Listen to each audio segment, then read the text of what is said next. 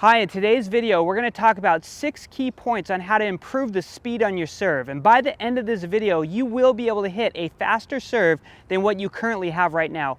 Also, at the end of this video, we're going to do slow motion footage of the wrong way and the correct way on each one of these key points.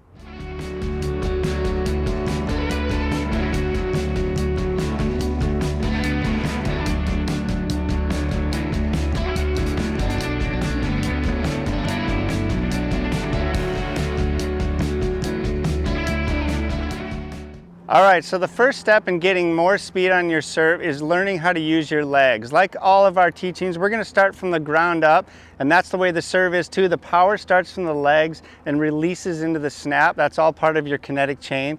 But you've got to learn how to use your legs properly. There's 2 things you want to know. First of all, you've got to know how to toss the ball and use your legs at the same time. A lot of people will come up to the line here, they'll throw the ball up and then they'll bend their knees and go up. Their timing's all off. That's not the right way. Another way I see people do it is they'll come in here to serve, they'll bend their knees as they drop their left hand, and then they'll toss and their legs are straight.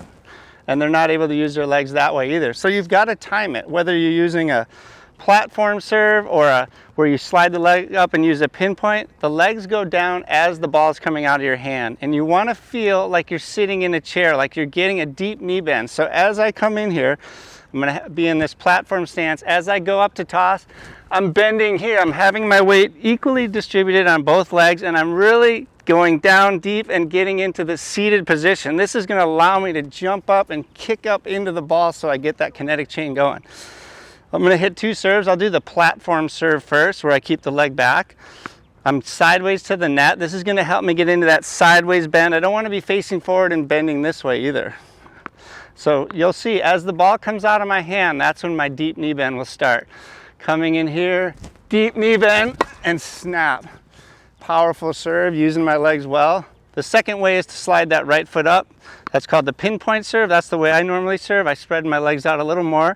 I'm still sideways to the net, and as I come in, deep knee bend and tons of power. So that is your first step. You've got to learn how to use your legs if you want to get more speed on your serve. So now that you have a deep knee bend, you also need a really big shoulder coil. And what I mean by that is when I step up to this line and I go to prepare for this serve, I want to get to where my emblem faces the back tarp away from the tennis court. And the reason why I do that is because my shoulder's like a rubber band. As I turn them and coil them up like that, when I release it, it goes very quickly, which adds speed to your serve. What I want to think about when I do this is as I toss this ball, so I'm going to release it like this, and then I'm going to start the big shoulder coil, the turn. One thing that I've found that people run into is the ball likes to follow with them. So as I turn my shoulders like this, it's likely that my arm will go with me. As my arm goes with me, the ball travels with me too. It looks something like this right here. So if I do that, it follows me. And so that's something that you have to overcome. You have to let go of the ball early so you can then go out and get it. So what I'm going to do here is I'm going to release that ball early, come in like this. Now I'm going to turn, and then I'm going to hit. And that is probably the best way to get a big shoulder coil so you can add speed on that serve. All right, so now you have that deep knee bend, you've got a big coil, you're starting to load up your power. The next step is your grip and how to properly hold the racket for a serve. The first thing we all know is we want to be in a continental grip. If you don't know how to find that, a good way is to put it into your non-dominant hand. For me, it's my left. I'll put my right hand here and just slide straight down. I look down and I just see the edge of the racket. There's my continental grip. The second thing is I want to be all the way on the bottom here. I want my pinky on the bottom of the racket, if not even hanging off. I like to hit my forehand where I choke up a little bit, but for the serve, I get it way down here because I want maximum leverage and power on that serve. That's another way to get a lot of speed. The third thing is the grip pressure. You've got to be extremely loose on the serve. This is the one shot where you should be squeezing the racket the least amount.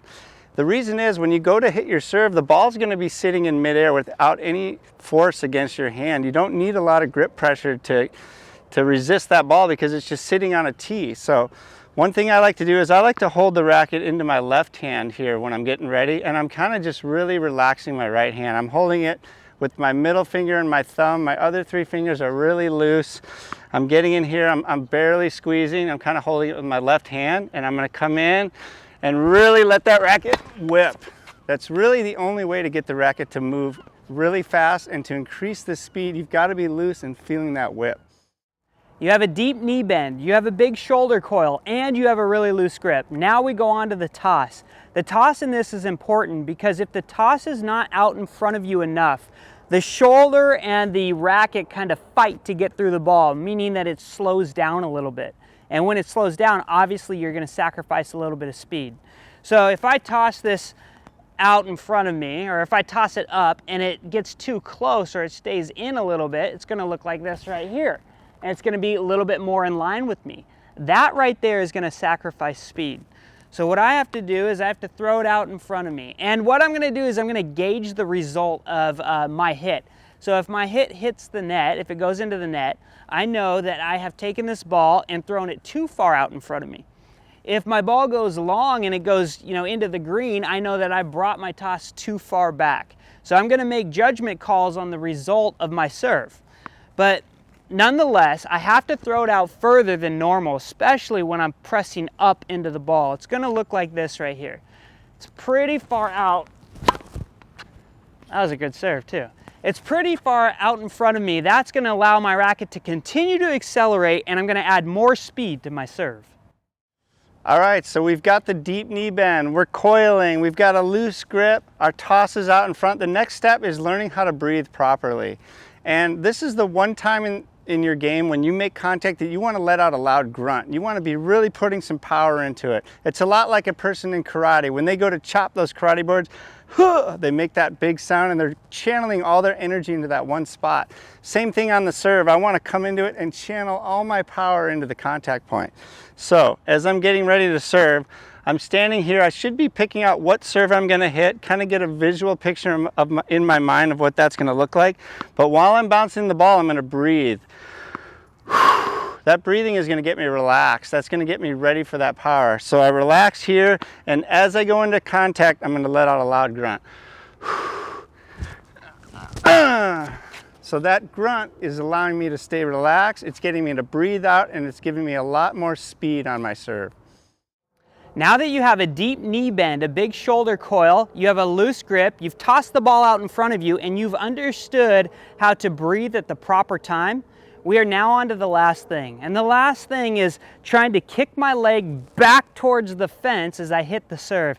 I think that this is really important because I know in my own serve it's helped with speed, because at the last second it kind of gives like a zip to the serve, because as you're kicking back, your hips are coming in, it throws the shoulders around, it kind of just does everything. So as I hit this serve, I'm going to try to get my heel towards the fence back here. So it looks a little something like this. As I come in, I hit that serve and I kick back. And by kicking back like that, like I said, it rotates you very, very quickly. And it is for sure going to help the speed of your serve.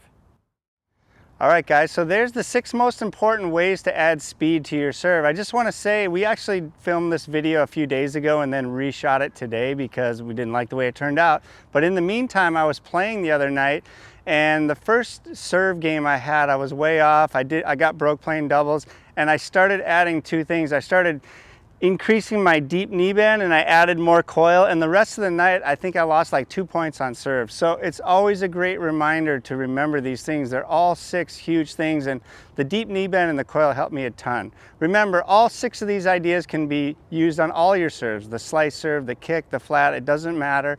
They apply to all the serves.